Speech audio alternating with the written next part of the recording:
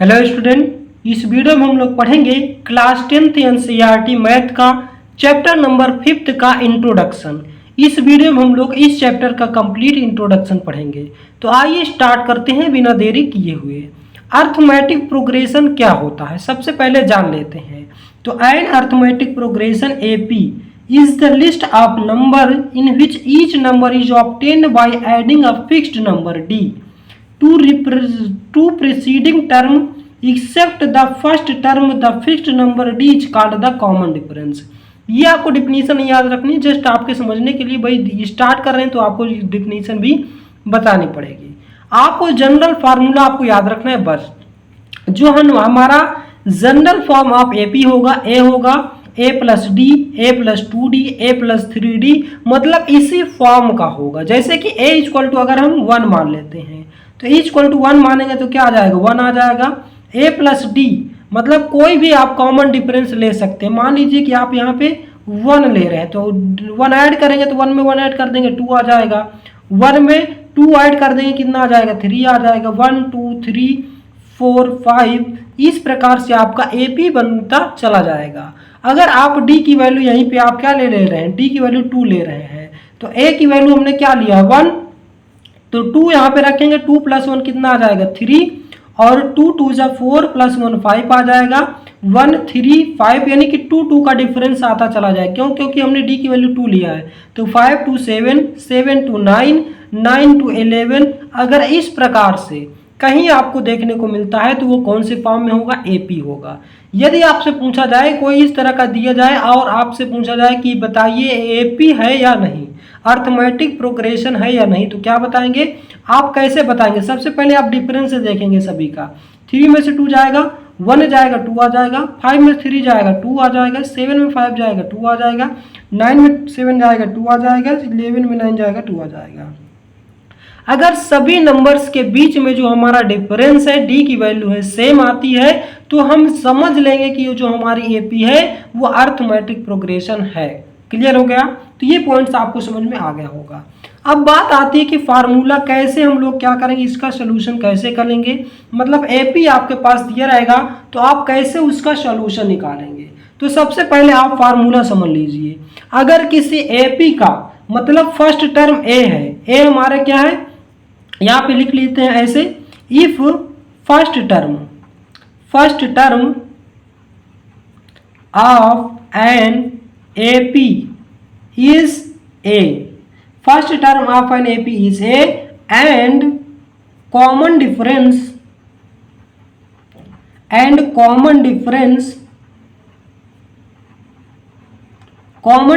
Is D. मतलब AP का first term क्या है, ए है और कॉमन डिफरेंस डी है। क्लियर हो गया? कॉमन डिफरेंस डी है। देन द nth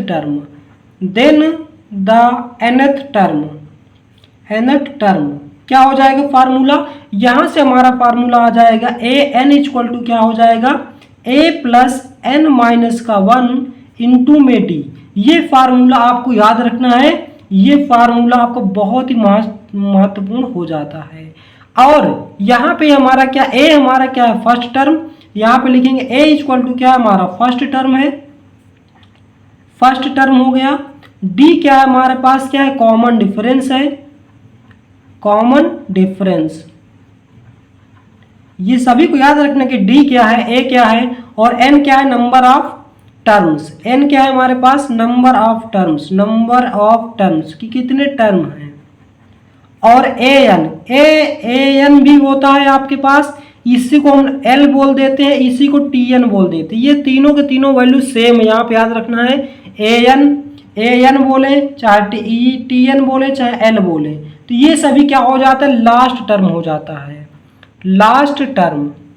क्लियर हो गया? तो ये वैल्यूज आपको याद रखनी है कि इनको हम लोग किससे किसको डिनोट करते हैं। और फार्मूला क्या हो जाता है, A N equal to A plus N minus 1 into में डी। अब यहाँ पे हम एक एग्जाम्पल ले लेते हैं। जैसे कि हमारे पास क्या है, ए की वैल्यू है मान लेते हैं हमारे पास 5 है। क्लियर हो गया? डी की वैल्यू हम मान लेते हैं 2 है और एन की वैल्यू मान लेते हैं कितने नंबर ऑफ टर्म्स, मान लेते हैं 10 नंबर ऑफ टर्म्स है। क्लियर हो गया? अब हम यहाँ से आपसे पूछते हैं A N equal to question mark, मतलब लास्ट टर्म आपको निकालना। ए एन का मतलब क्या हुआ, लास्ट टर्म।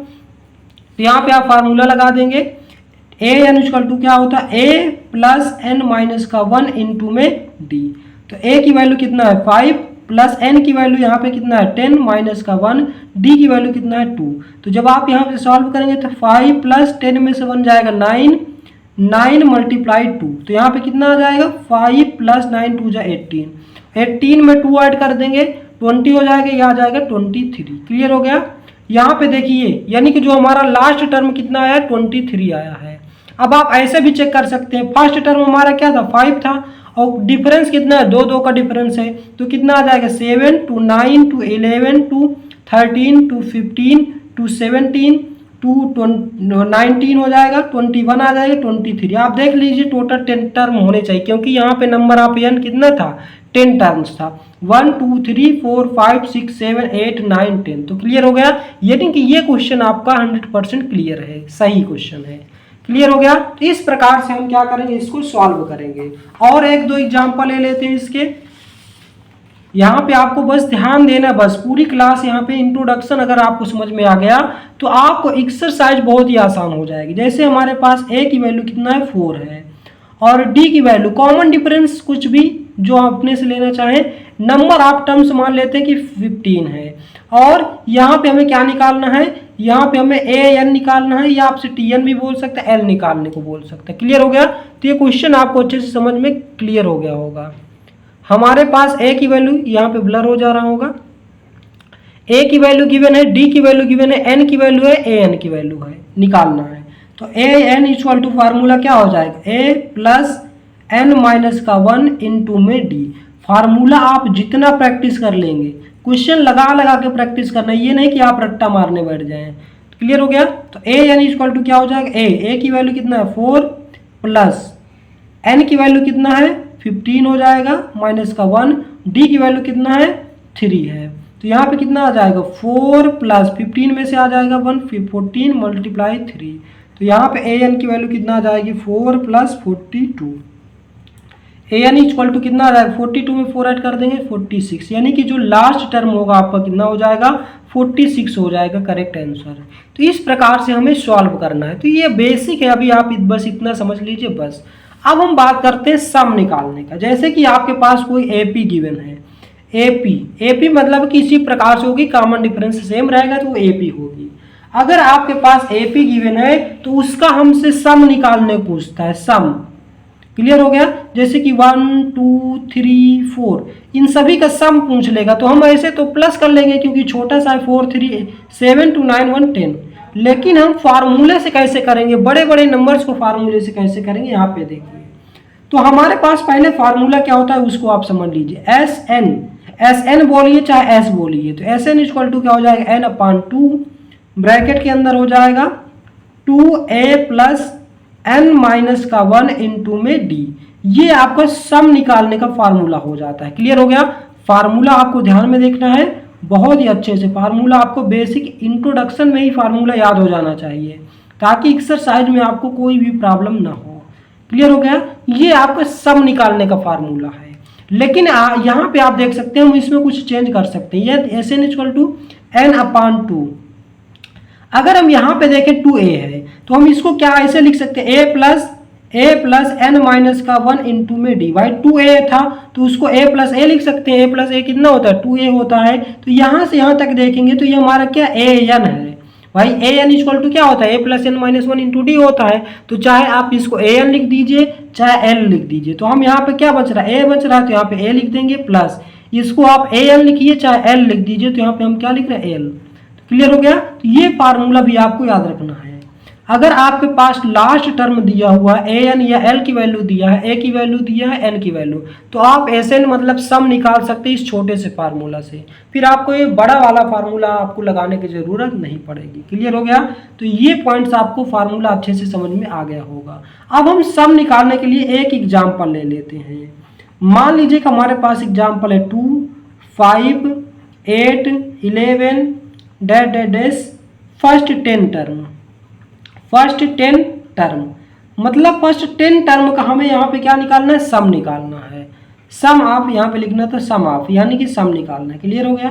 तो यहाँ पे गिवन क्या क्या, a की वैल्यू 2 है, डी की वैल्यू यहाँ पे देखेंगे 11 में से 8 जाएगा 3, 8 में से 5 जाएगा 3 और 5 में से 2 जाएगा 3। मतलब क्या करेंगे, T2 माइनस T1 करेंगे। ये T1 मतलब फर्स्ट टर्म, T2 मतलब सेकेंड टर्म, T3 मतलब थर्ड टर्म।